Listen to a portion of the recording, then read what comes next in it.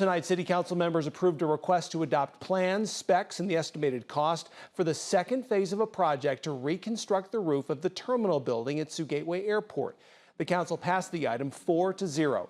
Phase 1 design and construction is already done. Phase 2 addresses the West Airfield secure side of the terminal building. Phase 2 will also address the need for drainage and any retrofitting or replacement of the drainage system. A public hearing is set for August 19th. Bids will be received August 27th. The estimated cost of Phase 2, about $441,000. The City Council also approved a request asking the Assistant City Manager to apply for an FAA grant to pay for terminal improvements at Sioux Gateway. The grant will cover up to $3.74 million of the project with a 5% local match.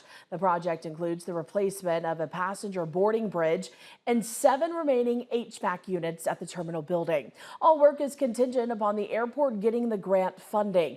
The total estimated cost of the project is $3.6 million. At the 185th Air Refueling Wing, work continues to rebuild and lengthen the runway to accommodate the unit's KC-135 refueling tankers. At today's meeting of the Rotary Club of Sioux City, Wing Commander Colonel Sonia Morrison updated progress on that project. She says she's optimistic with the progress being made toward the new runway. So things are moving along great. We're continuing to meet all the deadlines. We expect to be at what they call 35% of the final plan by the end of August.